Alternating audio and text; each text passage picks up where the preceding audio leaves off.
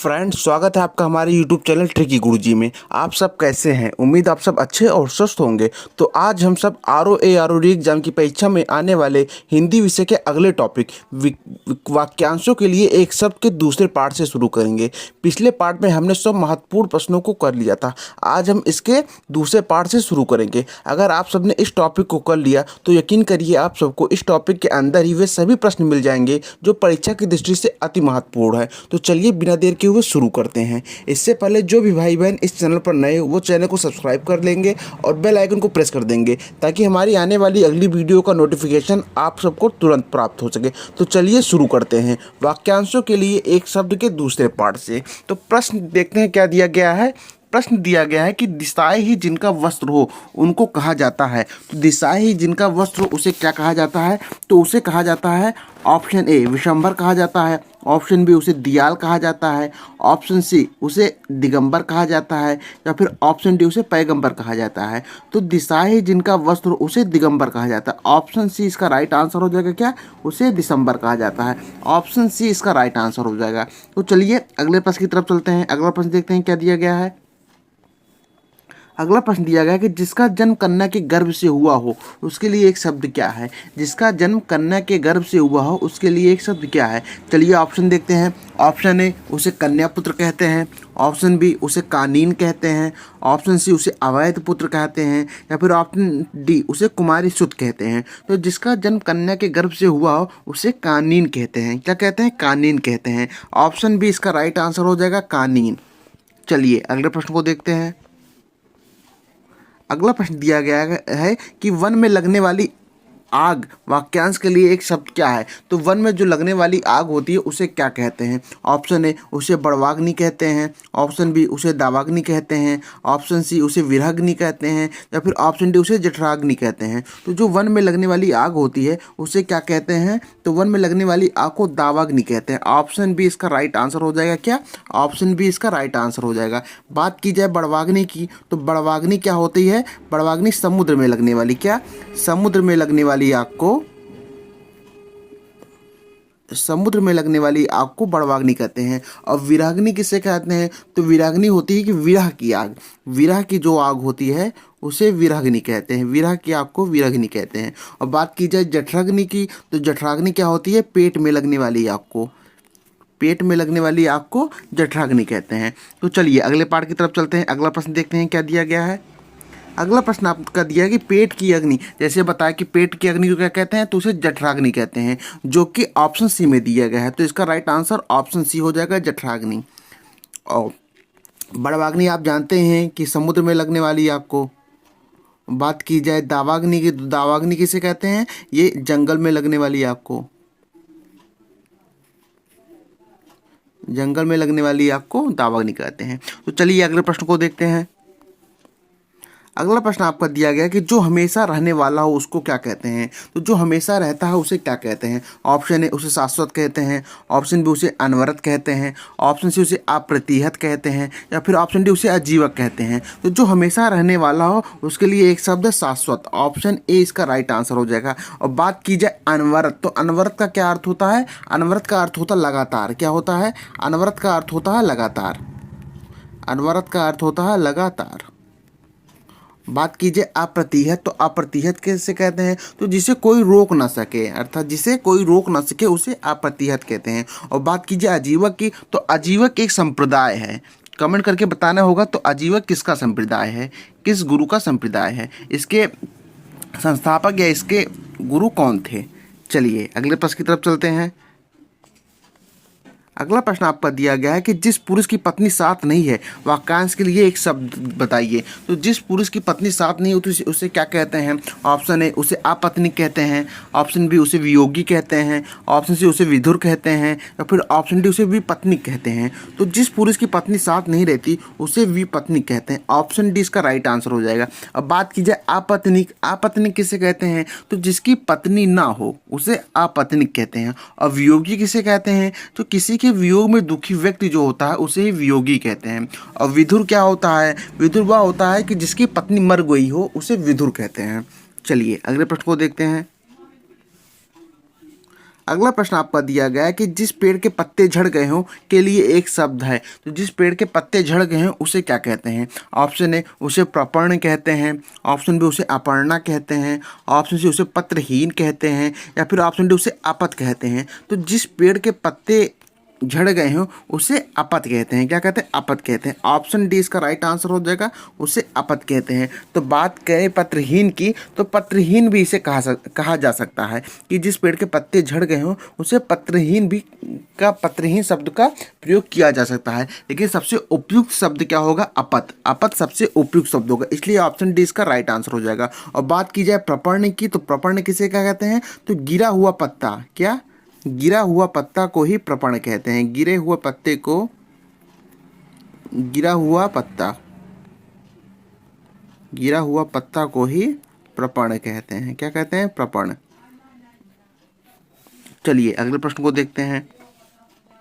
अगला प्रश्न आपका दिया गया कि तैरने की इच्छा को क्या कहते हैं? तैरने की इच्छा को क्या कहते हैं? ऑप्शन ए उसे तरणेच्छा कहते हैं, ऑप्शन बी उसे तितीर्षा कहते हैं, ऑप्शन सी उसे संतरणेच्छा कहते हैं, या फिर ऑप्शन डी उसे जलवतरणेच्छा कहते हैं। तो जो तैरने की इच्छा होती है वो क्या होती है? वो तितीर्षा होती है। ऑप्शन बी इसका राइट आंसर हो जाएगा, तैरने की इच्छा को तितीर्षा कहते हैं। चलिए अगले प्रश्न को देखते हैं। अगला प्रश्न आपका दिया गया है कि हाथी की पीठ पर रखे जाने वाले आसन के लिए शुद्ध शब्द है। तो हाथी की पीठ पर जो आसन रखा जाता है उसे क्या कहते हैं? ऑप्शन ए उसे जीन कहते हैं, ऑप्शन बी उसे हौदा कहते हैं, ऑप्शन सी उसे काठी कहते हैं, या फिर ऑप्शन डी उसे भक्तर कहते हैं। तो जो हाथी के पीठ पर रखी जाती है उसे क्या कहते हैं? उसे हौदा कहते हैं। ऑप्शन बी इसका राइट आंसर हो जाएगा। बात की जाए काठी की, तो काठी क्या होता है? काठी होता है जो घोड़े के पीठ पे रखी जाती है, उसे काठी कहते हैं। और जो बख्तर होता है, बख्तर क्या होता है? तो बख्तर होता है कि जो योद्धा ढाल के रूप में जो एक सोने लोहे का कवच बना होता है जिसे योद्धा अपने छाती से लगा कर पहनता है, उसे ही भक्तर कहते हैं। क्या कहते हैं? उसे बख्तर कहते हैं। ये भक्तर नहीं बख्तर होगा, भा की जगह बा होगा, उसे बख्तर कहते हैं। क्या? बख्तर,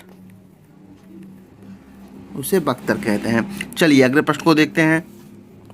अगला प्रश्न आपका दिया गया है कि जो प्रमाण से सिद्ध ना हो सके के लिए एक शब्द है। तो जो प्रमाण से सिद्ध ना हो सके उसके लिए एक शब्द क्या होता है? ऑप्शन ए उसे अप्रमाणित कहते हैं, ऑप्शन बी उसे अप्रमेय कहते हैं, ऑप्शन सी उसे अपरिमित कहते हैं, या फिर ऑप्शन डी उसे अप्रमाणित कहते हैं। तो जो प्रमाण से सिद्ध ना हो सके उसे क्या कहते हैं? उसे अप्रमेय कहते हैं। क्या कहते हैं? अप्रमेय कहते हैं। ऑप्शन बी इसका राइट आंसर हो जाएगा, उसे अप्रमेय कहते हैं। और बात की जाए अप्रमाणित की, तो अप्रमाणित किसे कहते हैं? तो अप्रमाणित कहते हैं कि जिसे प्रमाणों से सिद्ध न किया गया हो, अर्थात जो जिसे प्रमाणों से सिद्ध न किया गया हो उसे अप्रमाणित कहते हैं। और बात की जाए अपरिमित, अपरिमित किसे कहते हैं? तो अपरिमित वह होता है जो मापा ना जा सके, जो मापा ना जा सके उसे अपरिमित कहते हैं। इसे अपरिमेय भी कह सकते हैं। क्या कह सकते हैं? इसे अपरिमेय भी कह सकते हैं। चलिए अगले प्रश्न की तरफ चलते हैं। अगला प्रश्न दिया गया है कि जिसे प्रमाण द्वारा सिद्ध ना किया जा सके। देखिए प्रश्न वही है लेकिन पूछने का तरीका अलग है कि जिसे प्रमाण द्वारा सिद्ध ना किया जा सके उसके लिए एक सही शब्द है। तो उसके लिए एक सही शब्द क्या हो जाएगा? अप्रमेय। ऑप्शन सी इसका राइट आंसर हो जाएगा कि जिसे प्रमाण द्वारा सिद्ध ना किया जा सके उसे अप्रमेय कहते हैं। चलिए अगले प्रश्न की तरफ चलते हैं। अगला प्रश्न आपका दिया गया है कि उपनिवेश से संबंध हो जिसका, उसके लिए एक शब्द है जिसका संबंध उपनिवेश से हो उसे क्या कहते हैं? ऑप्शन ए उसे उपनिवेशिक कहते हैं, ऑप्शन बी उसे औपनिवेशिक कहते हैं, ऑप्शन सी उसे औपन्यासिक कहते हैं, या फिर ऑप्शन डी उसे उपनिवेशवाद कहते हैं। तो जो उपनिवेश से संबंध हो उसे क्या कहेंगे? उसे औपनिवेशिक कहेंगे। ऑप्शन बी इसका राइट आंसर हो जाएगा, औपनिवेशिक। क्या? उसे औपनिवेशिक कहेंगे। बात कीजिए औपन्यासिक की, औपन्यासिक किसे कहते हैं? तो जिसका संबंध उपनिवेश से हो। किसका? जिसका संबंध उपन्यास से हो, जिसका संबंध उपन्यास से हो, जिसका संबंध उपन्यास से हो उसे क्या कहेंगे? उसे कहेंगे औपन्यासिक। जिसका संबंध उपन्यास से हो उसको कहेंगे औपन्यासिक कहेंगे। बात की जाए उपनिवेशवाद की, तो उपनिवेशों को अपने अधीन रखने का जो सिद्धांत होता है उसे उपनिवेशवाद कहते हैं। उपनिवेशों को अपने अधीन रखने का जो सिद्धांत है उसे उपनिवेशवाद कहते हैं। चलिए अगले प्रश्न की तरफ चलते हैं।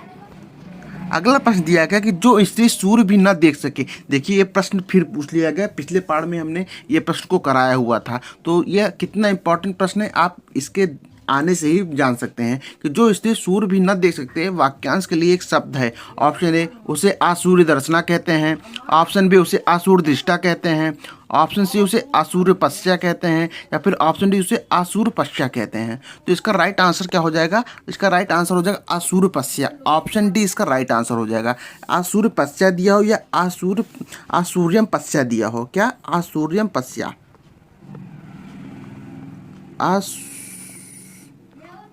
आसूर्यम पश्चा, क्या आसूर्यम पश्चा दिया हो, तो इन दोनों का अर्थ यही होगा कि जो स्त्री सूर्य भी न दे सकते उसे आसूर्य पश्चा या आसूर्यम पश्चा कहते हैं। चलिए अगले प्रश्न को देखते हैं।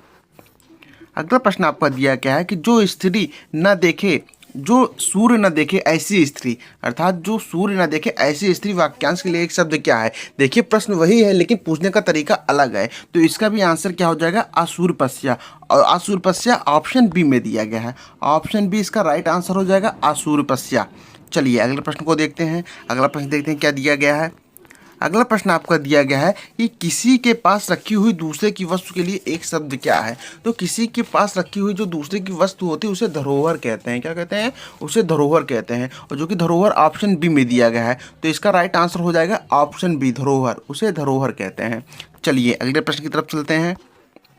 अगला प्रश्न आपका दिया गया कि गिरा हुआ के लिए एक शब्द है। तो गिरा हुआ के लिए एक शब्द क्या है? चलिए ऑप्शन देख लेते हैं। ऑप्शन ए उसे पतित कहते हैं, ऑप्शन बी उसे लुंठित कहते हैं, ऑप्शन सी उसे धराशायी कहते हैं, या फिर ऑप्शन डी उसे पातकी कहते हैं। तो गिरा हुआ जो एक शब्द है इसके किसके लिए प्रयोग होता है? वह पतित के लिए प्रयोग होता है। ऑप्शन ए इसका राइट आंसर हो जाएगा। क्या गिरा हुआ के लिए एक शब्द है? पतित। ऑप्शन ए इसका राइट आंसर हो जाएगा। बात की जाए लुंठित की, तो लुंठित किसे कहते हैं? तो जो लुढ़का हुआ हो उसे लुंठित कहेंगे। क्या कहेंगे? जो लुढ़का हुआ हो उसे लुंठित कहेंगे, उसे लुंठित कहेंगे।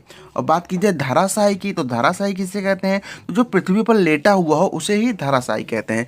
पृथ्वी पर जो लेटा हुआ हो उसे धराशायी कहते हैं। चलिए अगले प्रश्न को देखते हैं।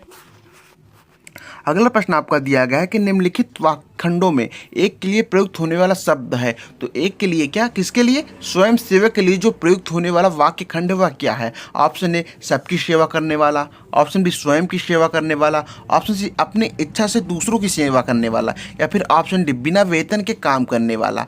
तो जो काम करने वाला सेवक, तो जो अपनी इच्छा से दूसरों की सेवा करे उसे ही स्वयं सेवक कहते हैं। ऑप्शन सी इसका राइट आंसर हो जाएगा कि जो अपनी इच्छा से, किसके? जो अपनी इच्छा से दूसरों की सेवा करे उसे ही स्वयं सेवक कहते हैं। और बात की जाए डी बिना वेतन के काम करने वाले सेवक को, तो इसे अवैतनिक कहते हैं। क्या कहते हैं? अवैतनिक कहते हैं। इसे कहते हैं अवैतनिक। अवैतनिक, बिना वेतन के काम करने वाले को अवैतनिक कहते हैं। चलिए अगले प्रश्न को देखते हैं। अगला प्रश्न क्या कहा गया है कि अगला प्रश्न कहता है कि अपना उद्देश्य पूर्ण होने पर संतुष्ट ऐसे व्यक्ति के लिए एक शब्द क्या होगा? अर्थात वह व्यक्ति जो अपना उद्देश्य पूर्ण होने पर संतुष्ट हो उसके लिए एक शब्द क्या होगा? चलिए ऑप्शन देखते हैं। ऑप्शन ए उसे चिर प्रसन्न कहेंगे, ऑप्शन बी उसे कृतज्ञ कहेंगे, ऑप्शन सी उसे आभारी कहेंगे, या फिर ऑप्शन डी उसे कृतार्थ कहेंगे। तो अपना उद्देश्य पूर्ण होने पर जो संतुष्ट होने वाला व्यक्ति है उसे कृतार्थ कहते हैं। ऑप्शन डी इसका राइट आंसर हो जाएगा। क्या? कृतार्थ। ऑप्शन डी इसका राइट आंसर हो जाएगा। जो अपना उद्देश्य पूर्ण होने पर संतुष्ट हो जाए उसे कृतार्थ कहेंगे। बात करें कृतज्ञ की, तो कृतज्ञ क्या कहते, किसे कहते हैं? कि जो किए गए उपकार को मानता है उसे कृतज्ञ कहते हैं। जो किए गए उपकार को माने उसे कृतज्ञ कहेंगे। और आभारी, जो आभार मानने वाला हो, जो आभार मानने वाला हो उसे आभारी कहेंगे। क्या कहेंगे? जो आभार मानने वाला हो उसे आभारी कहेंगे। चलिए अगले प्रश्न को देखते हैं। अगला प्रश्न आपका कहता है कि नियम विरुद्ध असामाजिक कार्य करने वालों की सूची के लिए एक शब्द है। अर्थात जो नियम विरुद्ध या असामाजिक कार्य करते हैं उनकी जो एक सूची निर्मित की जाती है उसको क्या कहते हैं? चलिए ऑप्शन देखते हैं। ऑप्शन ए उसे अपराध सूची कहते हैं, ऑप्शन बी उसे काली सूची कहते हैं, ऑप्शन सी उसे अवैध सूची कहते हैं, या फिर ऑप्शन डी उसे स्वयं सूची कहते हैं। तो जो नियम विरुद्ध या असामाजिक कार्य करने वाले की सूची होती है उसे काली सूची कहते हैं। क्या कहते हैं? उसे काली सूची कहते हैं। ऑप्शन बी इसका राइट आंसर हो जाएगा, उसे काली सूची कहते हैं। और बात की जाए अवैध सूची की, तो अवैध सूची किसे कहते हैं? तो वैध कार्य न करने वाले की जो सूची होती है उसे अवैध सूची कहते हैं। क्या? जो वैध कार्य न करने वाले की सूची होती है उसे अवैध सूची कहते हैं। और बात की जाए स्वैध सूची की, स्वैध सूची किसे कहते हैं? तो नियम के अनुरूप एवं सामाजिक कार्य करने वाली की जो सूची होती है उसे ही स्वैध सूची कहते हैं। या वैध कार्य करने वाली की जो सूची होती है उसे भी स्वैध सूची कहेंगे। चलिए अगले प्रश्न की तरफ चलते हैं। अगला प्रश्न क्या कहता है? अगला प्रश्न कहता है कि उपकृत शब्द के लिए सही वाक्यांश है। उपकृत शब्द के लिए सही वाक्यांश क्या है? ऑप्शन ए जिससे उपकार हुआ हो, ऑप्शन बी जिसने उपकार किया हो, ऑप्शन सी जो उपकार ना मानता हो, या फिर ऑप्शन डी जिस पर उपकार किया गया हो। तो उपकृत शब्द के लिए जो सही वाक्यांश है वह है जिस पर उपकार किया गया हो। ऑप्शन डी इसका राइट आंसर हो जाएगा कि जिस पर उपकार किया गया हो एक उपकृत शब्द के लिए एक सही वाक्यांश है। चलिए अगले प्रश्न की तरफ चलते हैं। अगला प्रश्न आपका दिया गया है कि जो जुड़ा या मिला ना हो, जो जुड़ा या मिला ना हो के लिए एक शब्द है। ऑप्शन ए उसे चंपू कहेंगे, ऑप्शन बी उसे असंगत कहेंगे, ऑप्शन सी उसे संभूत कहेंगे, या फिर ऑप्शन डी उसे अनुभूत कहेंगे। तो जो जुड़ा या मिला ना हो के लिए एक शब्द की बात की जाए तो उसे असंगत कहेंगे। क्या कहेंगे? असंगत कहेंगे। ऑप्शन बी इसका राइट आंसर हो जाएगा कि जो जुड़ा या मिला ना हो उसको असंगत कहेंगे। बात की जाए चंपू की, तो चंपू किसे कहते हैं? तो चंपू उसे कहते हैं कि जो गद्य और पद्य के मिश्रण से बना हो, अर्थात जिसमें गद्य काव्य भी हो और पद्य काव्य भी हो, अर्थात मिश्रण काव्य का जिसमें प्रयोग किया गया हो उसे चंपू काव्य कहते हैं। बात की जाए संभूत की, तो संभूत किसे कहते हैं? संभूत उसे कहते हैं कि एक साथ उत्पन्न होने वाला, जो एक साथ उत्पन्न होता है उसे संभूत कहते हैं। और बात की जाए अनुभूत की, तो जो अनुभव किया गया हो उसे ही अनुभूत कहेंगे। क्या? जो अनुभव किया गया है उसे ही अनुभूत कहते हैं। चलिए अगले प्रश्न की तरफ चलते हैं। अगला प्रश्न आपका दिया गया है कि अपना पेट भरने वाला के लिए एक शब्द होगा। तो जो अपना पेट भरने वाला हो उसके लिए एक शब्द क्या होगा? ऑप्शन ए उसे कुच्छी भर कहते हैं, ऑप्शन बी उसे भूखा कहते हैं, ऑप्शन सी उसे कच्छप कहते हैं, या फिर ऑप्शन डी उसे कच्छ कहते हैं। तो अपना पेट भरने वाले के लिए एक शब्द की बात की जाए तो उसे कुच्छी भर कहेंगे। क्या कहेंगे? उसे कुच्छी भर कहेंगे। ऑप्शन ए इसका राइट आंसर हो जाएगा। और बात की जाए कच्छप की, तो कच्छप किसे कहते हैं? कच्छप कहते हैं कछुआ को। किसे कहते हैं? कछुआ को ही कच्छप कहते हैं। और बात की जाए कच्छ, कच्छ क्या होता है? तो कच्छ दलदल, दलदल को कच्छ कहते हैं। किसको? दलदल को ही कच्छ कहते हैं। चलिए अगले प्रश्न की तरफ चलते हैं।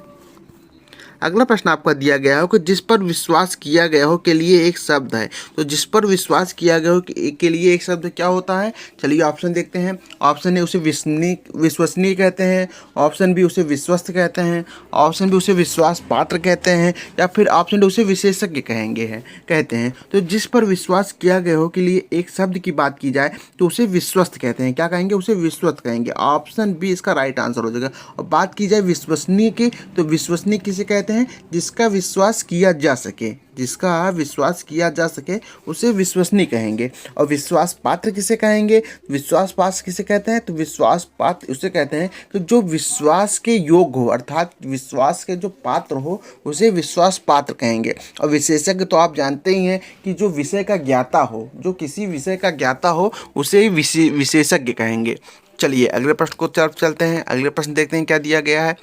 अगला प्रश्न दिया गया कि जो दायर मुकदमे का प्रतिवाद या बचाव करे वाक्य हेतु उपयुक्त शब्द है, अर्थात जो दायर मुकदमे का प्रतिवाद या बचाव करे उसे क्या कहते हैं? ऑप्शन ए उसे अभियुक्त कहते हैं, ऑप्शन बी उसे प्रतिवादी कहते हैं, ऑप्शन सी उसे वादी कहते हैं, या फिर ऑप्शन डी उसे शीघ्रगामी कहते हैं। तो जो दायर मुकदमे का बचाव करे उसे क्या कहेंगे? उसे कहेंगे प्रतिवादी। क्या कहेंगे? उसे प्रतिवादी कहेंगे। ऑप्शन बी इसका राइट आंसर हो जाएगा प्रतिवादी।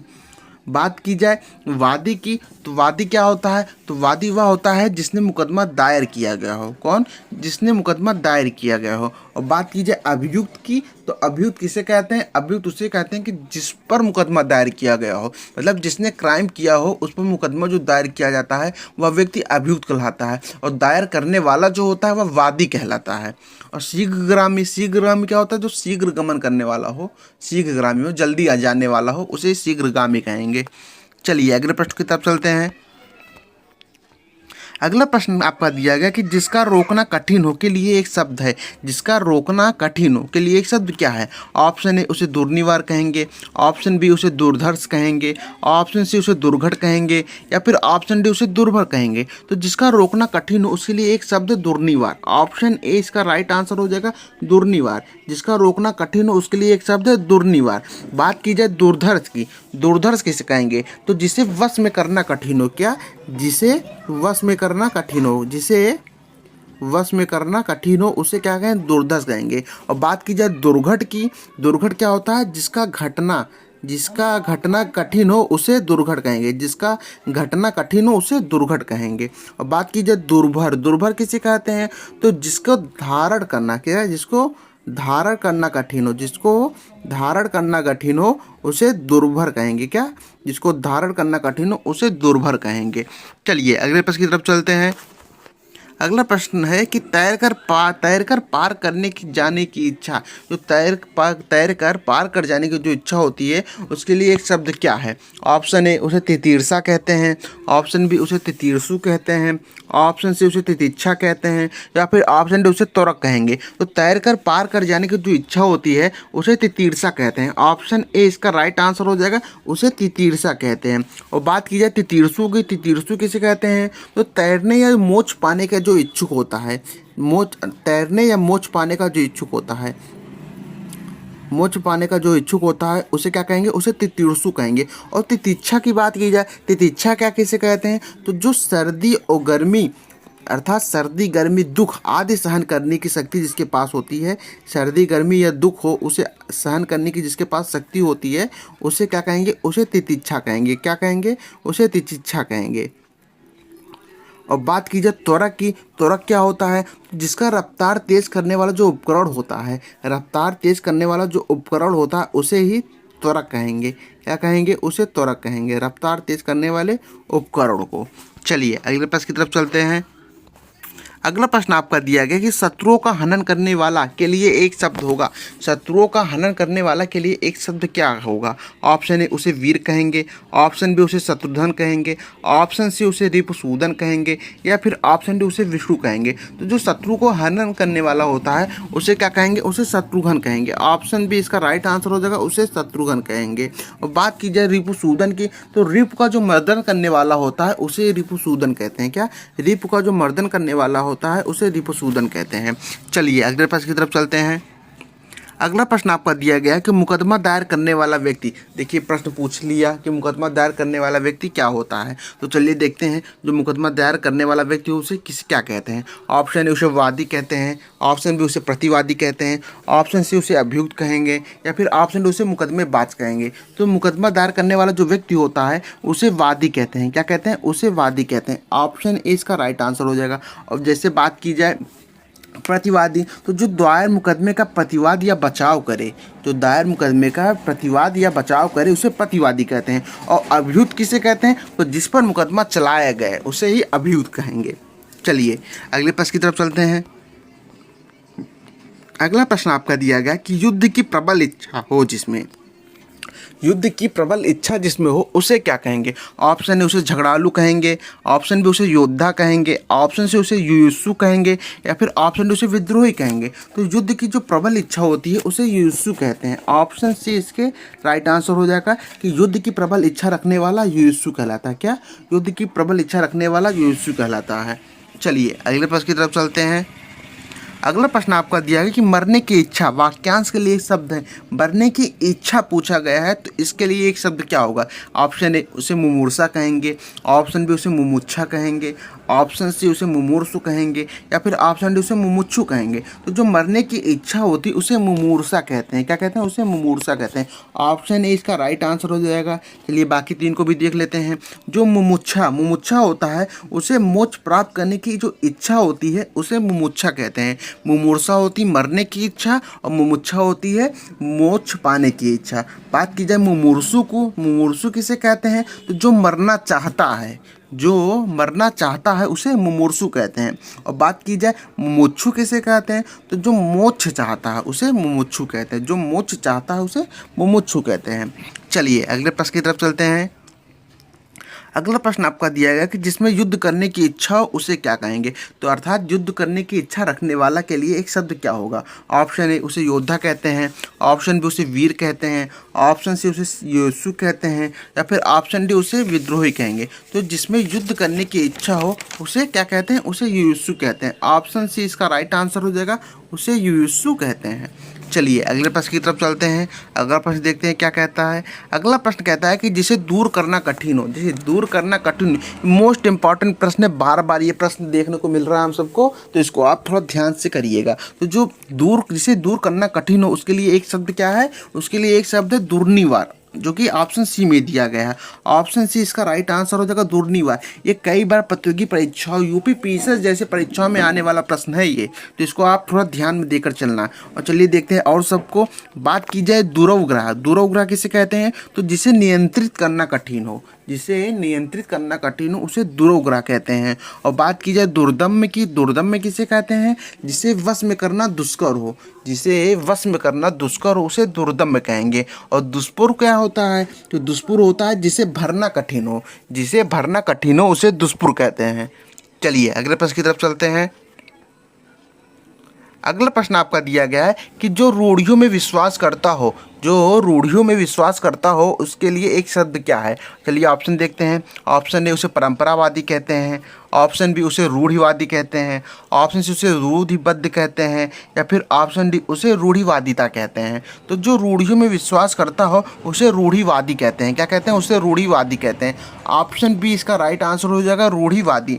बात की जाए परंपरावादी की, तो उसे क्या कहते हैं, जो परंपरा में विश्वास करता हो, किसमें, जो परंपरा में विश्वास करता हो उसे परंपरावादी कहते हैं। और जो रूढ़िबद्ध होता है, जो रूढ़ियों से बंधा होता है उसे रूढ़िबद्ध कहते हैं, जो रूढ़ियों से बंधा होता है उसे रूढ़िबद्ध कहते हैं। और रूढ़िवादिता की बात की जाए तो रूढ़िवादिता होती है कि जो परंपरागत बातों को मानते चले आना, जो परंपरागत, जो पीढ़ियों से बातें चली आ रही हैं उसको मानते रहना ही रूढ़िवादिता कहलाती है। क्या कहलाती है, जो परंपरागत बातें होती हैं, जो पीढ़ी दर पीढ़ी चली आ रही हैं, मान्यताएं होती हैं, उनको मानते रहना ही रूढ़िवादिता कहलाती है।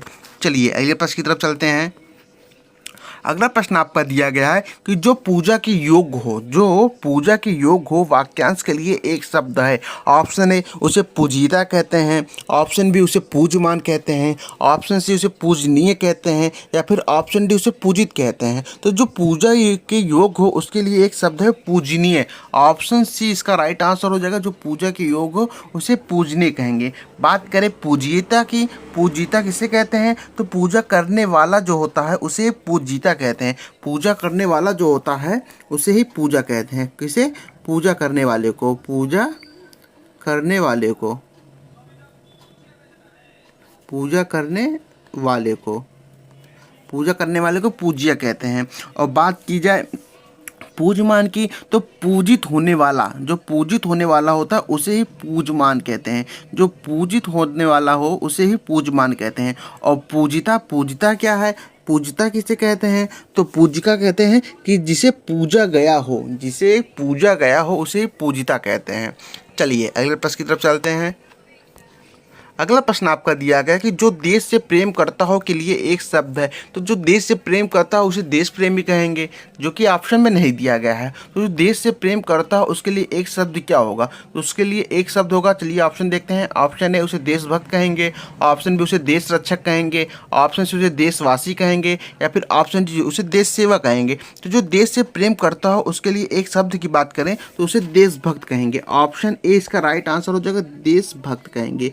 देशभक्त की जगह अगर देश प्रेमी होता तो ये भी इसका राइट आंसर हो जाए। बात की जाए ऑप्शन बी देश रक्षक की, तो देश की रक्षा करने वाला उसे देश रक्षक कहते हैं। और देशवासी की, तो देश में रहता हो, कौन, जो देश में रहने वाला हो उसे देशवासी कहते हैं। और बात की जाए देश की सेवा की, तो जो देश की सेवा करता हो, जो देश की सेवा करता हो उसे देशवासी कहते हैं। चलिए अगले प्रश्न की तरफ चलते हैं। अगर ये सीरीज आपको पसंद आ रही हो तो आप लाइक और शेयर जरूर कर दीजिएगा। चलिए देखते हैं प्रश्न क्या दिया गया है कि 100 में 100 के लिए एक शब्द है। 100 में 100 के लिए एक शब्द क्या है। चलिए ऑप्शन देखते हैं। ऑप्शन ए उसे प्रतिशत कहते हैं, ऑप्शन बी उसे शत कहते हैं, ऑप्शन सी उसे शत प्रतिशत कहते हैं, या फिर ऑप्शन डी उसे शताब्दी कहते हैं। तो 100 में से 100 के लिए जो एक शब्द है उसे 100% कहेंगे। ऑप्शन सी इसका राइट आंसर हो जाएगा। 100 में 100 के लिए जो एक शब्द उसे 100% कहेंगे। और बात की जाए शत की, तो शत किसे कहते हैं? शत कहते हैं 100 को। किस कहते हैं? शत कहते हैं 100 को। बात की जाए शताब्दी की, तो 100 वर्षों के जो समूह होता है, क्या जो 100 वर्षों का समूह होता है, 100 वर्षों का समूह होता है, उसे ही कहते हैं, क्या कहते हैं? उसे शताब्दी कहते हैं। 100 वर्षों के समूह को ही, 100 वर्षों के समय को ही शताब्दी कहते हैं। चलिए अगले प्रश्न की तरफ चलते हैं। अगला प्रश्न देखते हैं क्या कहता है।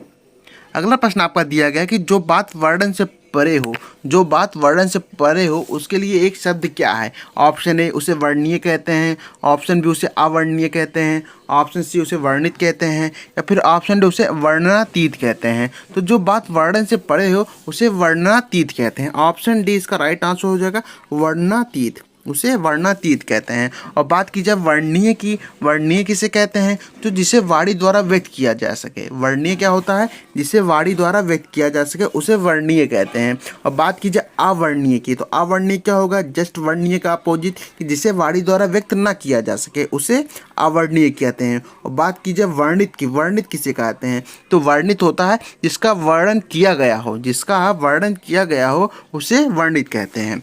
चलिए अगले प्रश्न की तरफ चलते हैं। अगला प्रश्न आपका दिया गया कि आकाश को चूमने वाला के लिए एक शब्द है। आकाश को चूमने वाला के लिए एक शब्द क्या है? ऑप्शन ए इसे ऊंचाई कहेंगे, ऑप्शन बी आकाश चुंबी, ऑप्शन सी गगन चुंबी, ऑप्शन डी आकाशदीप। तो आकाश को चूमने वाला जो होता है वह आकाश चुंबी होता है। ऑप्शन बी इसका राइट आंसर हो जाएगा, आकाश को चूमने वाला आकाश चुंबी होता है। बात की जाए गगन चुंबी की, किसकी? गगन चुंबी की। तो गगन को चूमने वाला, गगन को चूमने वाले को गगन चुंबी कहते हैं। और बात की जाए आकाशदीप की, तो जहाज़ों को रात्रि में मार्ग दिखाने वाला जो प्रकाश दीप होता है या प्रकाश स्तंभ होता है उसे ही आकाश दीप कहते हैं। क्या? उसे ही आकाश दीप कहते हैं। चलिए अगले प्रश्न को देखते हैं। अगला प्रश्न आपका दिया गया क्षण भर में नष्ट होने वाला या क्षण भर में जो नष्ट हो जाता है उसे क्या कहेंगे? ऑप्शन ए उसे क्षणातुर कहेंगे, ऑप्शन बी उसे क्षुधातुर कहेंगे, ऑप्शन सी उसे क्षणभंगुर कहेंगे, या फिर ऑप्शन डी उसे क्षणोत कहेंगे। तो जो क्षण भर में नष्ट हो जाता है उसे क्षणभंगुर कहा जाता है। ऑप्शन सी इसका राइट आंसर हो जाएगा। क्या? ऑप्शन सी इसका राइट आंसर हो जाएगा। जो क्षण भर में नष्ट हो जाता है उसे क्षणभंगुर कहते हैं। और बात की जाए क्षणातुर की, किसकी बात की जाए? क्षणातुर की। क्षणातुर किसे कहते हैं? तो क्षणातुर उसे कहते हैं जो कि क्षण भर के लिए आतुर हो। क्या? जो क्षण भर के लिए आतुर हो उसे क्षणातुर कहेंगे। और क्षुधातुर क्या होता है? क्षुधातुर होता है जो भूख से आतुर हो। भूख को ही क्षुधा कहते हैं। तो जो भूख से आतुर हो, भूख से जो आतुर हो उसे क्षुधातुर कहेंगे। क्या? जो भूख से आतुर हो उसे क्षुधातुर कहते हैं। चलिए अगले प्रश्न की तरफ चलते हैं।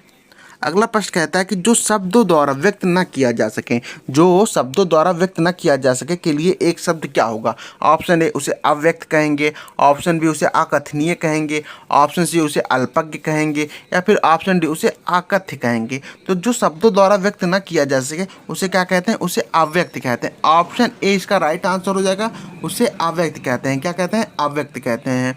बात की जाए अकथनीय की, अकथनीय किसे कहते हैं? कि जो वाणी या वचन द्वारा ना कहा जा सके, या जो वाणी या वचन द्वारा ना कहा जा सके उसे अकथनीय कहेंगे। और बात की जाए अल्पज्ञ की, अल्पज्ञ किसे कहते हैं?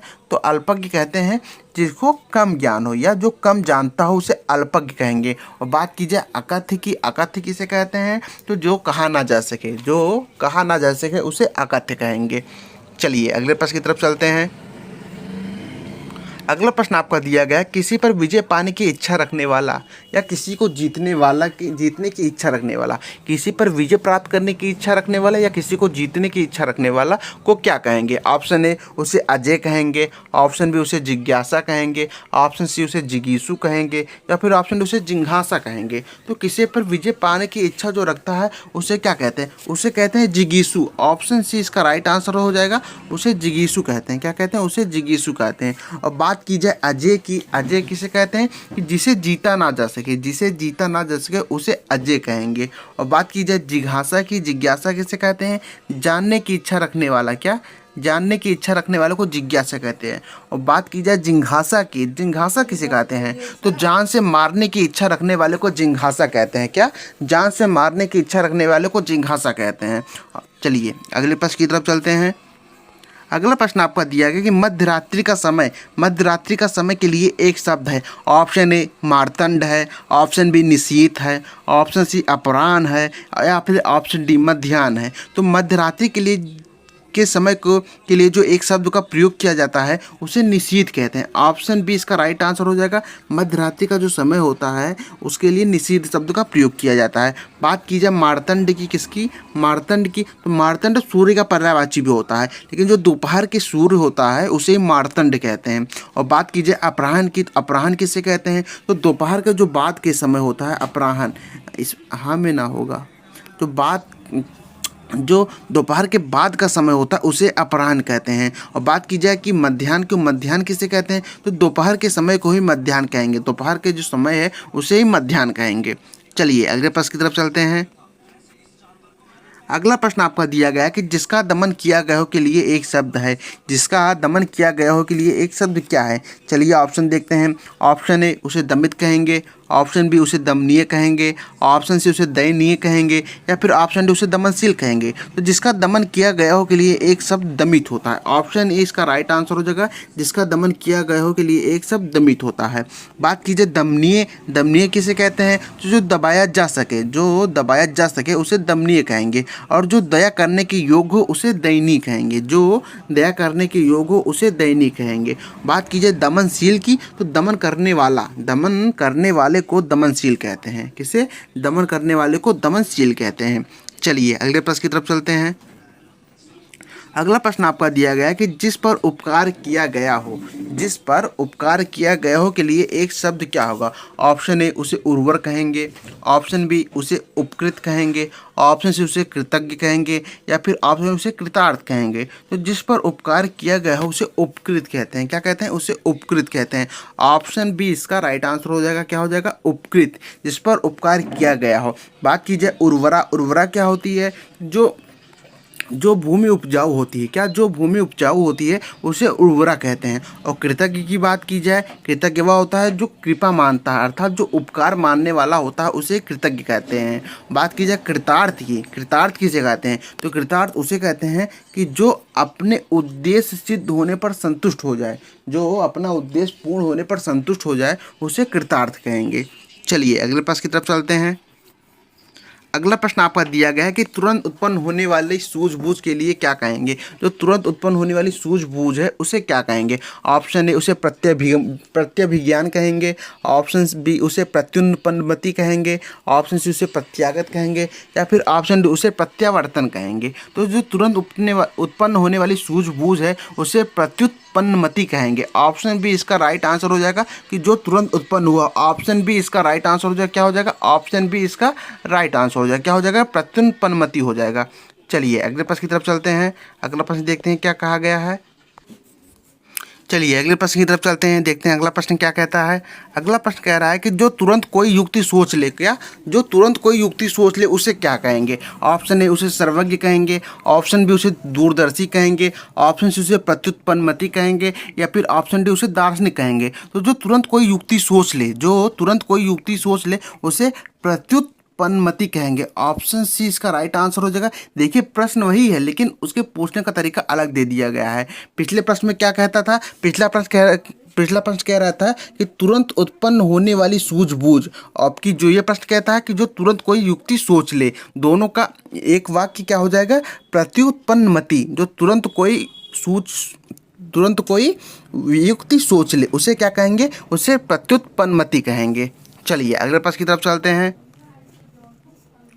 अगला प्रश्न कहता है कि अतिथि सत्कार की भावना के लिए एक शब्द है। अतिथि सत्कार की भावना के लिए एक शब्द क्या है? ऑप्शन ए उसे आतिथ्य कहेंगे, ऑप्शन बी उसे अतिथि पूजा कहेंगे, ऑप्शन सी उसे अतिथि सत्कार की भावना के लिए एक शब्द है। अतिथि सत्कार की भावना के लिए एक शब्द क्या होगा? ऑप्शन ए उसे आतिथ्य कहेंगे, ऑप्शन बी उसे अतिथि पूजा कहेंगे, ऑप्शन सी उसे अभ्यागत कहेंगे, या फिर ऑप्शन डी उसे आतिथ्य कहेंगे। तो अतिथि सत्कार की जो भावना होती है उसे आतिथ्य कहेंगे। ऑप्शन ए इसका राइट आंसर हो जाएगा। क्या? ऑप्शन ए इसका राइट आंसर हो जाएगा कि जो अतिथि सत्कार की भावना है उसे अतिथि कहेंगे। बात कीजिए अभ्यागत किसे कहते हैं? तो जो अतिथि आते हैं, अतिथि की पर्यायवाची अभ्यागत होती है, मेहमान। अर्थात अतिथि कह लें या मेहमान कह लें या अभ्यागत कह लें, तीनों का मतलब एक ही होता है। और बात कीजिए आतिथ्य की, आतिथ्य किसे कहते हैं? तो वह जिसके यहाँ अतिथि ठहरा हो, अर्थात जो मेहमान जिसके यहाँ जाता हो उसको आतिथ्य कहते हैं। क्या कहेंगे? उसे आतिथ्य कहेंगे। चलिए अगले प्रश्न की तरफ चलते हैं। अगला प्रश्न आपका दिया गया है कि जिसे बुढ़ापा ना आए वाक्यांश के लिए एक शब्द है। जिसे बुढ़ापा ना आए वाक्यांश के लिए एक शब्द क्या है? ऑप्शन ए उसे निर्झर कहते हैं, ऑप्शन बी उसे निर्जर कहते हैं, ऑप्शन सी उसे अजर कहते हैं, या फिर ऑप्शन डी उसे अमर कहते हैं। तो जिसे बुढ़ापा ना आए उसे अजर कहेंगे। क्या कहेंगे? उसे अजर कहेंगे। ऑप्शन सी इसका राइट आंसर हो जाएगा कि जिसे बुढ़ापा ना आए उसे अजर कहेंगे। बात कीजिए अमर की, अमर किसे कहते हैं? तो जिसकी मृत्यु ना हो, जिसकी मृत्यु ना हो उसे अमर कहते हैं। चलिए अगले प्रश्न की तरफ चलेंगे। अगला प्रश्न आपका दिया गया है कि अनेक युगों से चले आने वाले वाक्यांश के लिए एक उपयुक्त शब्द होगा। जो अनेक युगों से चला आ रहा है उसे क्या कहेंगे? ऑप्शन ए उसे समीचीन कहेंगे, ऑप्शन बी उसे प्राचीन कहेंगे, ऑप्शन सी उसे कालांतर कहेंगे, या फिर ऑप्शन डी उसे सनातन कहेंगे। तो जो अनेक युगों से चला आ रहा हो उसके लिए एक शब्द का प्रयोग होगा सनातन। ऑप्शन डी इसका राइट आंसर हो जाएगा कि जो अनेक युगों से चला आ रहा हो उसे सनातन कहते हैं। बात कीजिए समीचीन की, समीचीन किसे कहते हैं? कि जो उपयुक्त हो, जो उपयुक्त हो उसे समीचीन कहेंगे, जो उपयुक्त हो उसे समीचीन कहेंगे। और बात कीजिए प्राचीन की, तो प्राचीन जो पुराना हो, जो पुराना हो उसे प्राचीन कहेंगे। और कालांतर क्या होता है? कालांतर होता है कि जो बीत गया, जो समय बीत गया हो उसे कालांतर कहेंगे, जो समय बीत गया हो उसे कालांतर कहते हैं। चलिए अगले प्रश्न की तरफ चलेंगे। अगला प्रश्न कह रहा है कि युगों से चले आने वाले के लिए एक शब्द होगा। प्रश्न वही पूछ लिया गया लेकिन थोड़ा पूछने का तरीका अलग है। तो जो युगों से चला आ रहा है उसे क्या कहेंगे? उसे सनांतर कहेंगे। ऑप्शन डी इसका राइट आंसर हो जाएगा। बहुत लोगों को यहाँ युगांतर लग रहा होगा कि जो युगों से चला आ रहा है उसे युगांतर कहेंगे, लेकिन उसे युगांतर नहीं, उसे सनातन कहेंगे। चलिए अगले प्रश्न की तरफ चलते हैं। अगला प्रश्न आपका दिया गया कि जिसे ईश्वर में विश्वास हो, जिसे ईश्वर में विश्वास है के लिए एक शब्द क्या होगा? ऑप्शन ए उसे ईश्वरी कहेंगे, ऑप्शन बी उसे भक्त कहेंगे, ऑप्शन सी उसे आस्तिक कहेंगे, या फिर ऑप्शन डी उसे पुजारी कहेंगे। तो जिसे ईश्वर में विश्वास हो के लिए एक शब्द का प्रयोग होता है आस्तिक। ऑप्शन सी इसका राइट आंसर हो जाएगा क्या? आस्तिक। चलिए अगले प्रश्न की तरफ चलते हैं। अगला प्रश्न दिया गया कि जो व्याकरण अच्छी तरह जानता हो, जो व्याकरण अच्छी तरह जानता हो के लिए एक शब्द है। ऑप्शन ए उसे व्याकरण कहेंगे, ऑप्शन बी उसे व्याकरण कहेंगे, ऑप्शन सी उसे व्याकरणिक कहेंगे, या फिर ऑप्शन डी उसे व्याकरणी कहेंगे। तो जो व्याकरण अच्छी तरीक़ा से जानता हो या जो व्याकरण का ज्ञाता हो उसे क्या कहेंगे? उसे व्याकरण कहेंगे। ऑप्शन ए इसका राइट आंसर हो जाएगा। क्या कहेंगे? उसे व्याकरण कहेंगे। ऑप्शन ए इसका राइट आंसर हो जाएगा। चलिए अगले प्रश्न की तरफ चलते हैं। अगला प्रश्न कहता है कि व्याकरण के ज्ञाता के लिए, देखिए प्रश्न वही है व्याकरण के ज्ञाता के लिए, लेकिन पूछने का तरीका थोड़ा अलग है। तो जो व्याकरण के ज्ञाता होते हैं उसे व्याकरण कहेंगे। ऑप्शन सी इसका राइट आंसर हो जाएगा। Option C is the right answer. चलिए अगले प्रश्न की तरफ चलते हैं। अगला प्रश्न दिया गया कि जो क्षमा करने योग्य नहीं है, जो क्षमा करने के योग्य नहीं है उसके लिए एक शब्द क्या होगा? ऑप्शन ए उसे अदम्य कहेंगे, ऑप्शन बी उसे अक्षम्य कहेंगे, ऑप्शन सी उसे निर्गुण कहेंगे, या फिर ऑप्शन डी उसे सक्षम कहेंगे। तो जो क्षमा करने के योग्य नहीं है उसे अक्षम्य कहेंगे।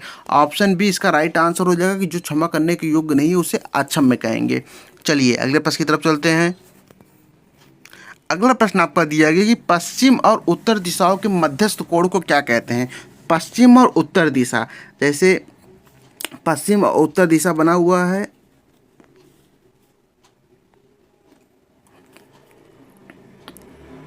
ये पूरब हो गया, ये पश्चिम हो गया, ये उत्तर हो गया, और ये आपका दक्षिण हो गया।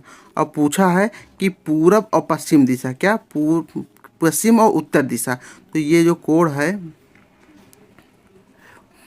पश्चिम और उत्तर दिशा, तो ये पश्चिम और उत्तर दिशा इसकी बात की गई है। पश्चिम और उत्तर दिशा को क्या कहेंगे? तो पश्चिम और उत्तर की जो दिशा होती है उसे क्या कहते हैं? उसे वायव्य कहते हैं। क्या कहते हैं? उसे वायव्य कहते हैं।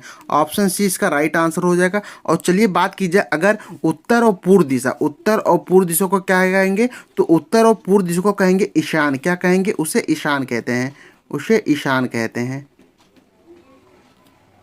उत्तर और पूर्व दिशा को ईशान कहेंगे। बात की जाए दक्षिण और पूर्व दिशा को क्या कहेंगे? तो दक्षिण और पूर्व दिशा को कहते हैं आग्नेय। क्या कहते हैं? आग्नेय। क्या कहते हैं? आग्नेय कहते हैं उसे। और बात की जाए पश्चिम और दक्षिण दिशा, पश्चिम और दक्षिण दिशा को क्या कहते हैं? जो पश्चिम और दक्षिण दिशा होती है उसे नैऋत्य कहेंगे। क्या कहेंगे? नैऋत्य कहते हैं। उम्मीद आपको ये चारों दिशाओं का ज्ञान हो गया होगा कि दक्षिण पूर्व दिशा को क्या कहेंगे, उत्तर पूर्व दिशा को क्या कहते हैं, उत्तर और पश्चिम दिशा पूछा ही गया है, और पश्चिम और दक्षिण दिशा को क्या कहते हैं। चलिए अगले प्रश्न की तरफ चलते हैं। अगला प्रश्न कहता है कि ऐसी जीविका जिसका कुछ ठीक ठिकाना ना हो के लिए एक शब्द होगा। तो ऐसी जीविका जिसके कुछ ठीक ठिकाना ना हो उसको क्या कहते हैं? ऑप्शन ए उसे आकाश कुसुम कहेंगे, ऑप्शन बी उसे आकाश वृत्ति कहेंगे, ऑप्शन सी उसे आकाश सलिल कहेंगे, या फिर ऑप्शन डी उसे आकाश फल कहेंगे। तो ऐसी जीविका जिसका कुछ ठीक ठिकाना ना हो उसे क्या कहते हैं? उसे आकाश वृत्ति कहते हैं। ऑप्शन बी इसका राइट आंसर हो जाएगा, आकाश वृत्ति। चलिए अगले प्रश्न की तरफ चलते हैं। अगला प्रश्न कहता है कि अनिश्चित जीविका के लिए एक सही शब्द है। अनिश्चित जीविका, देखिए प्रश्न वही है लेकिन पूछने का तरीका अलग अलग है। अब यहाँ पे अनिश्चित जीविका दे दिया गया है लेकिन पूछ वही रहा है कि ऐसी जीविका जिसका कुछ ठीक ठिकाना ना हो, अर्थात जिसका कोई निश्चय ना हो, तो उसे क्या कहेंगे? उसे भी आकाश वृत्ति कहते हैं। ऑप्शन डी इसका राइट आंसर हो जाएगा कि जिसका आने की कोई निश्चित जीविका ना हो, या जिसके जो जीविका जिसका कोई ठीक ठिकाना ना हो उसे क्या कहेंगे? उसे आकाश वृत्ति कहेंगे। चलिए अगले प्रश्न को देखते हैं। अगला प्रश्न आपका दिया गया कि जिस पर हमला न किया गया हो। जिस पर हमला न किया गया हो के लिए एक शब्द है। ऑप्शन ए उसे आक्रांता कहेंगे, ऑप्शन बी उसे आक्रामक कहेंगे, ऑप्शन सी उसे अयोध्या कहेंगे, या फिर ऑप्शन डी उसे अनाक्रांत कहेंगे। तो जिस पर हमला न किया गया हो उसके लिए अनाक्रांत शब्द का प्रयोग होता है। ऑप्शन डी इसका राइट आंसर हो जाएगा, उसे अनाक्रांत कहते हैं। और बात कीजिए आक्रांता किसे कहते हैं? तो जो हमला या आक्रमण करता हो, जो हमला या आक्रमण करता हो उसे आक्रांता कहेंगे। चलिए अगले प्रश्न की तरफ चलते हैं। अगला प्रश्न आपका दिया गया है कि जिस पर आक्रमण हो के लिए उपयुक्त शब्द हो। तो जिस पर आक्रमण हो उसके लिए एक उपयुक्त शब्द क्या होगा? ऑप्शन ए उसे आक्रांता कहेंगे, ऑप्शन बी उसे अजय कहेंगे, ऑप्शन सी उसे आक्रांत कहेंगे, या फिर ऑप्शन डी उसे अभियुक्त कहेंगे। तो जिस पर आक्रमण हो उसके लिए एक शब्द आक्रांत, ऑप्शन सी इसका राइट आंसर हो जाएगा। उसके लिए एक उपयुक्त शब्द है आक्रांत। और बात की जाए कि जो आक्रमण करता हो उसे आक्रांता कहेंगे, जो आक्रमण करता हो उसे आक्रांता कहेंगे, और जिस पर आक्रमण हुआ हो उसे आक्रांत कहेंगे। चलिए अगले प्रश्न की तरफ चलते हैं। अजय का मतलब आप जानते हैं कि अजय का मतलब होता है जिसे जीता ना जा सके। बात की जाए अभियुक्त की तो जिस पर मुकदमा चलाया गया हो उसे अभियुक्त कहते हैं। चलिए अगले प्रश्न की तरफ चलते हैं। अगला प्रश्न आपका दिया गया कि जो बहुत मंद गति से कार्य करता हो, जो बहुत मंद गति से कार्य करता हो उसे क्या कहते हैं? ऑप्शन ए उसे मंथर कहते हैं, ये मथर नहीं ये मंथर लिखा हुआ तो थोड़ा मिसप्रिंट हो गया है, उसे मंथर कहते हैं, या उसे दीर्घ सूत्री कहते हैं, या उसे सत्वर कहते हैं, या फिर उसे ददाकांता कहते हैं। तो जो बहुत मंद गति से कार्य करता हो, जो बहुत मंद गति से कार्य करता हो उसे मंथर कहते हैं। ऑप्शन ए इसका राइट आंसर हो जाएगा, जो बहुत मंद गति से कार्य करता हो उसे मंथर कहते हैं। बात की जाए दीर्घ सूत्री की तो दीर्घ सूत्री वह होता है जो किसी भी काम में बहुत देर लगाता है, जो किसी काम में बहुत देर लगाता है उसे दीर्घ सूत्री कहते हैं। बात की जाए सत्वर, सत्वर क्या है? तो जो शीघ्र होता है कि अति मतलब काम करने में शीघ्रता या तेज, उसे ही सत्वर कहेंगे। सत्वर जो होता है शीघ्र का तत्सम रूप होता है। चलिए अगले प्रश्न की तरफ चलते हैं। अगला प्रश्न आपका दिया गया कि उचित अनुचित का ज्ञान रखने वाला वाक्यांश के लिए एक सही शब्द है। उचित अनुचित का ज्ञान रखने वाला वाक्यांश के लिए एक सही शब्द क्या है? ऑप्शन ए विवेकी होता है, ऑप्शन बी ज्ञानी होता है, ऑप्शन सी चतुर होता है, या फिर ऑप्शन डी दूरदर्शी होता है। तो उचित और अनुचित का ज्ञान रखने वाला विवेकी होता है। ऑप्शन ए इसका राइट आंसर हो जाएगा कि उचित और अनुचित का जो ज्ञान रखता है उसे विवेकी कहते हैं। ऑप्शन ए इसका राइट आंसर हो जाएगा। बात की जाए ज्ञानी की तो जिसे पुराण उपनिषद शास्त्र आदि का ज्ञान हो उसे ज्ञानी कहेंगे। और दूरदर्शी क्या होता है कि जो आगे की सोचता हो, जो आगे की सोचता हो उसे दूरदर्शी कहेंगे। और चतुर का अर्थ क्या होता है? चालाक, जो बहुत चालाक हो उसे ही चतुर कहेंगे। चलिए अगले प्रश्न की तरफ चलते हैं। अगला प्रश्न आपका दिया गया कि जो अपने कर्तव्य का निश्चय न कर सके, इस वाक्य का एक शब्द में कहेंगे। जो अपने कर्तव्य का निश्चय न कर सके उसके लिए एक शब्द का प्रयोग क्या होगा? ऑप्शन ए उसे द्वंद्वग्रस्त कहेंगे, ऑप्शन बी उसे भ्रमित कहेंगे, ऑप्शन सी उसे किम कर्तव्य मूढ़ कहेंगे, या फिर ऑप्शन डी उसे द्विधाग्रस्त कहेंगे। तो जो अपने कर्तव्य का निश्चय न कर सके उसे किम कर्तव्य विमूढ़ कहेंगे। ऑप्शन सी इसका राइट आंसर हो जाएगा, किम कर्तव्य विमूढ़। Option C is the right answer हो जाएगा। चलिए अगले प्रश्न की तरफ चलते हैं। अगला प्रश्न देखते हैं क्या दिया गया है। अगला प्रश्न आपका दिया गया है कि ऐसा कवि जो तत्काल रचना करता हो। तो ऐसा कवि जो तत्काल रचना करता हो, इसको मैंने पहले ही पार्ट में बता दिया था, इसके उसे आंसू कवि कहते हैं, जो कि ऑप्शन बी में दिया गया हो। ऑप्शन बी इसका राइट आंसर हो जाएगा। ऐसा कवि जो तत्काल रचना करता हो उसे आंसू कवि कहते हैं। चलिए अगले प्रश्न की तरफ चलते हैं। अगला प्रश्न आपका दिया गया कि अव्यक्त शब्द के लिए प्रमुख एक वाक्य है। अव्यक्त शब्द के लिए एक वाक्य क्या है? ऑप्शन ए जिसे कहा ना जा सके, ऑप्शन बी जिसे व्यक्त ना किया जा सके, ऑप्शन सी जिसे कहा जा सके, या फिर ऑप्शन डी जिसे व्यक्त किया जा सके। तो अव्यक्त शब्द होता है, उसका जो वाक्यांश होता है वो क्या होता है? वो होता है जिसे व्यक्त न किया जा सके। अर्थात ऑप्शन बी इसका राइट आंसर हो जाएगा। जिसे व्यक्त न किया जा सके उसे ही अव्यक्त कहते हैं। ऑप्शन बी इसका राइट आंसर हो जाएगा। चलिए अगले प्रश्न की तरफ चलते हैं। अगला प्रश्न और इस पार्ट का आखिरी प्रश्न। आखिरी प्रश्न क्या दिया गया है कि जिसके हाथ में सूल हो उसे क्या कहेंगे? ऑप्शन ए उसे चक्रपाणी कहेंगे, ऑप्शन बी उसे शूलपाणी कहेंगे, ऑप्शन सी उसे वज्रपाणी कहेंगे, या फिर ऑप्शन डी उसे पाणी ग्रहण कहेंगे। तो जिसके हाथ में सूल हो उसे शूलपाणी कहेंगे। ऑप्शन बी इसका राइट आंसर हो जाएगा कि जिसके हाथ में उसे सूल हो उसे शूलपाणी कहेंगे। बात की जाए चक्रपाणी की, तो जिसके हाथ में चक्र हो उसे चक्रपाणी कहते हैं। क्या? जिसके हाथ में चक्र हो उसे चक्रपाणी कहेंगे। बात की जाए वज्रपाणी की, तो जो वज्र प्राणी होते हैं उनके हाथ में वज्र होता है, उसे ही वज्रपाणी कहेंगे। और जो होता है पाणी ग्रहण, पाणी ग्रहण क्या होता है? तो किसी का हाथ ग्रहण किया जाना, किसी का हाथ ग्रहण किया जाना ही पाणी ग्रहण होता है। ऑप्शन डी का हो सॉरी जो ऑप्शन डी दिया गया है इसका अर्थ होगा कि किसी का हाथ ग्रहण किया जाना ही पाणी ग्रहण कहलाता है। तो फ्रेंड आज के इस टॉपिक का दूसरा पार्ट यहीं समाप्त होता है। अगले पार्ट के लिए आप सब बने रहिए। धन्यवाद।